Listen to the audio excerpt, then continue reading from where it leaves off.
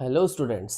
सो आज हम लेकर आए हैं आपके लिए कुछ और इम्पोर्टेंट PYQs, कुछ इम्पोर्टेंट क्वेश्चन फॉर 1 मार्क जो आप लोगों के क्लास 12 बोर्ड के एग्जाम में 2026 में इम्पोर्टेंट होने वाला है, जो आपको रिकॉल कराते हैं कुछ प्रीवियस चीज़ों को जो आप लोगों ने पढ़ रखी है। लेट अस सी सम मोर क्वेश्चन। देखते हैं, देखिए ध्यान से क्या कहता है question. If A is a square matrix of order 3 and determinant of A is equal to 6, then the value of determinant of adjoint of A is what। देखो adjoint का डिटर्मिनेंट बताना है। देखो बड़ा ही, अगर फॉर्मूला याद नहीं है तो क्रिटिकल हो सकता है। छोटा सा क्वेश्चन है। देखो आप लोगों को ध्यान रखिए, कोई स्क्वायर मैट्रिक्स होती है उसकी ऑर्डर 3 है। अब किसी की ठीक कोई भी मैट्रिक्स हुई, ठीक है, यदि कोई मैट्रिक्स ए है सपोज करो, उसकी ऑर्डर हम लोग n है, क्योंकि स्क्वायर मैट्रिक्स में काम करते हैं, n क्रॉस n उसकी हमारी ऑर्डर है। तो उसका डिटर्मिनेंट ऑफ का जो हम लोग एडजॉइंट निकालते हैं वो कैसे निकालते हैं, वो हम लोगों को निकालते हैं determinant of a to the power जितनी उसकी ऑर्डर होती है उसमें से एक कम करके n-1 का यूज करके। इस फॉर्मूले को आप याद रखेंगे तो आप लोगों को इजी हो जाएगा। बस अब हम क्वेश्चन करते हैं सॉल्यूशन। देखिए इस फॉर्मूला का यूज करके कितनी आसानी से हो जाएगा। तो हम लोग यहाँ लिख सकते हैं एडजॉइंट ऑफ ए का डिटर्मिनेंट क्या हो जाएगा।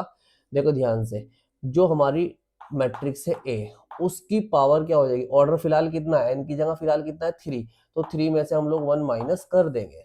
3 में से 1 माइनस करेंगे तो क्या आने वाला है, हमारे आने वाला है 2। तो डिटर्मिनेंट ऑफ ए का स्क्वायर, और determinant of A already given है कितनी हमारी 6, तो 6 का स्क्वायर आंसर कितना आएगा, हमारा आंसर आने वाला 36। इस तरीके से आप लोग इस क्वेश्चन को सिंप्लीफाई कर सकते हैं, ज्यादा हार्डली 1 मिनट लेने वाला है। एक और क्वेश्चन देखते हैं ध्यान से, क्वेश्चन नंबर 2। ये भी हम लोगों को देखने को मिल जाता है। The system of linear equations 5x plus ky equal to 5, 3x plus 3y equal to 5, two equations are given, और क्या है, विल बी कंसिस्टेंट, दोनों कैसी है, consistent, then the value of k is, k की वैल्यू निकालनी है।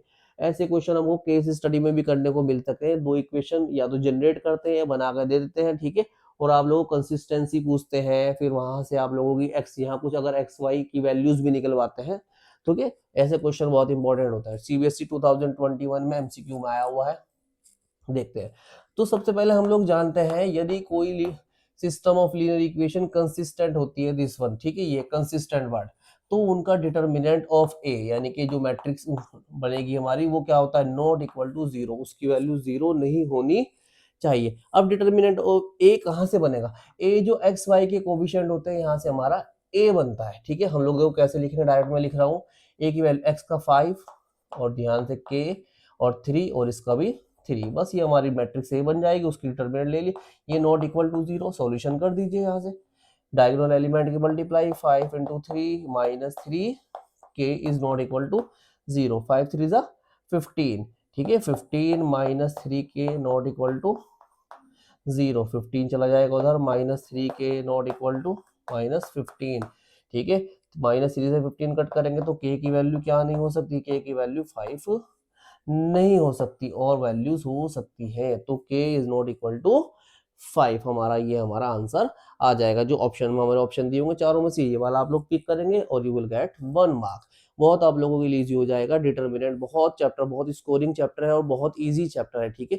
इसको आप लोग थोड़ा करके जाइए, हर बच्चा इसको कर सकता है। Okay, thank you so much.